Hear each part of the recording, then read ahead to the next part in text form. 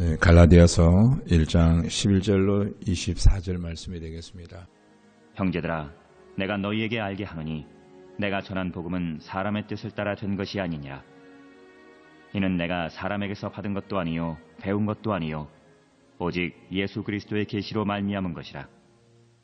내가 이전에 유대교에 있을 때에 행한 일을 너희가 들었거니와 하나님의 교회를 심히 박해하여 멸하고 내가 내 동족 중 여러 연갑자보다 유대교를 지나치게 믿어 내 조상의 전통에 대하여 더욱 열심히 있었으나 그러나 내 어머니의 태로부터 나를 택정하시고 그의 은혜로 나를 부르시니가 그의 아들을 이방에 전하기 위하여 그를 내 속에 나타내시기를 기뻐하셨을 때에 내가 곧 혈육과 의논하지 아니하고 또 나보다 먼저 사도된 자들을 만나려고 예루살렘으로 가지 아니하고 아라비아로 갔다가 다시 다메섹으로 돌아갔노라. 그 후 3년 만에 내가 게바를 방문하려고 예루살렘에 올라가서 그와 함께 15일을 머무는 동안 주의 형제 야고보 외에 다른 사도들을 보지 못하였노라.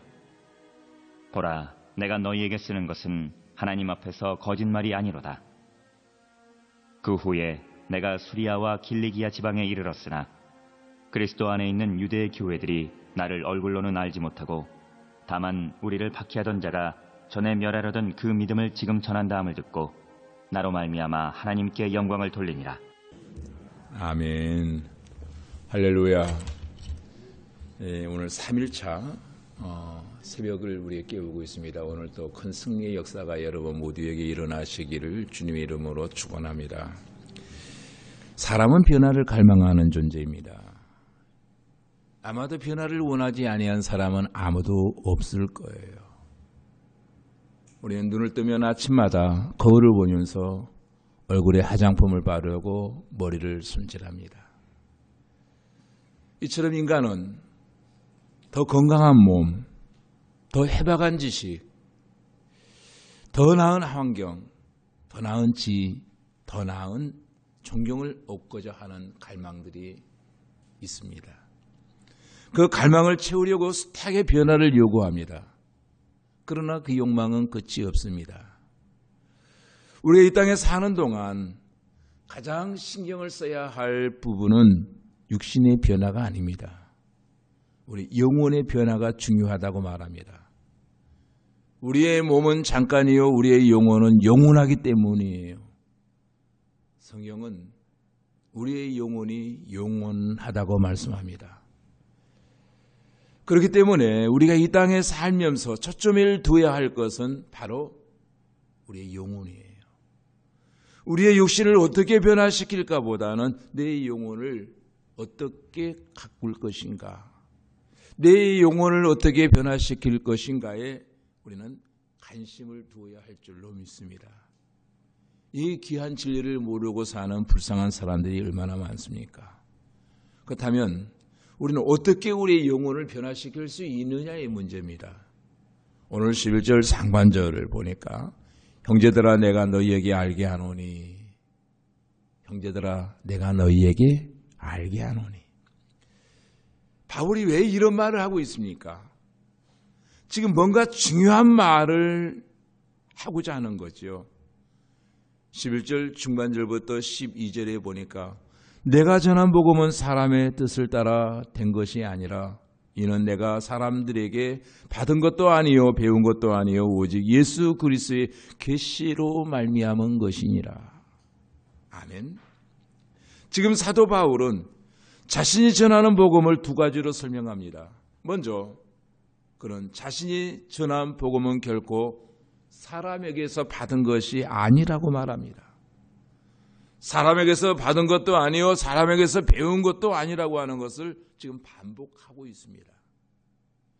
그 다음 결론적으로 내가 너희에게 전한 이 복음은 예수 그리스도로부터 하나님의 계시로 말미암아 직접 받은 것이다 라고 말합니다.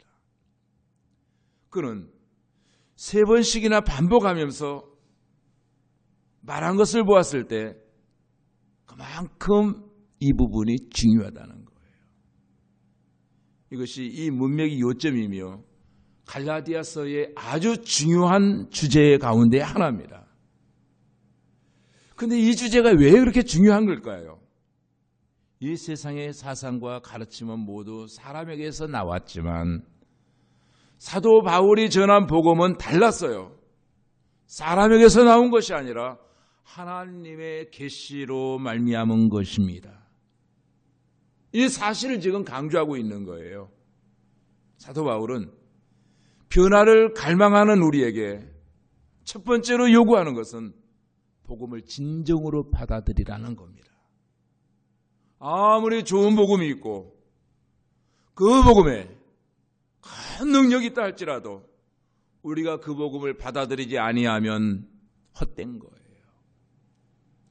우리의 영혼은 아무런 변화가 일어나지 않아요. 이 짧은 구절은 사도 바울의 일대기, 바로 자신의 인생을 요약한 겁니다. 사도 바울의 복음을 받기 전에 어떤 삶을 살았는지 13절부터 14절을 한번 읽어보겠습니다. 시작.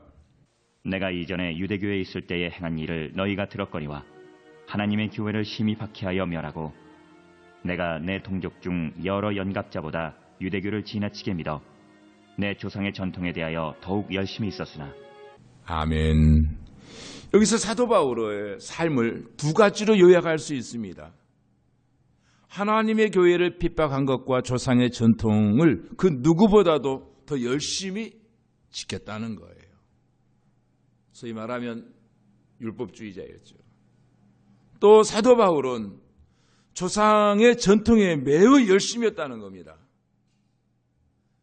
그의 인생 오직 한 가지 목표는 조상들의 가르침을 연구하고 신봉하는 것이 그의 꿈이었습니다.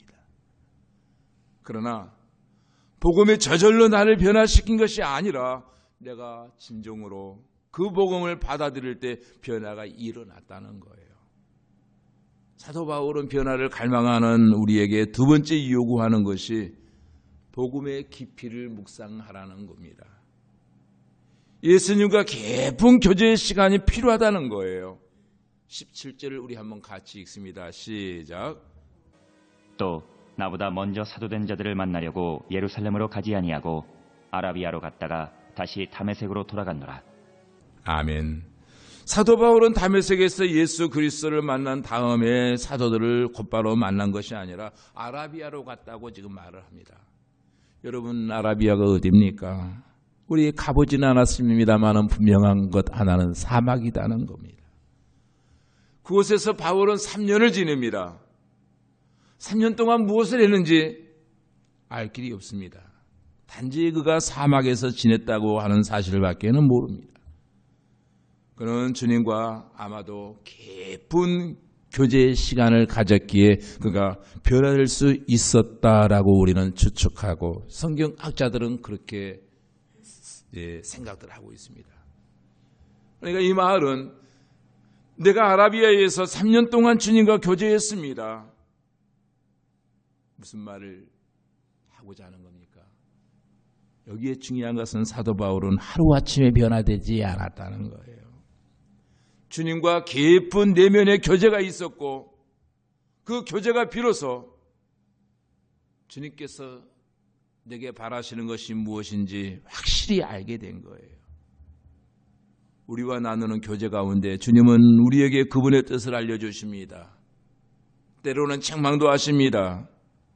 여러분, 우리의 아라비아는 어디입니까? 우리는 과연 복음을 깊이 묵상하는 시간들을 갖고 있습니까? 변화를 갈망한다 하면서 우리에게는 우리의 아라비아가 없습니다.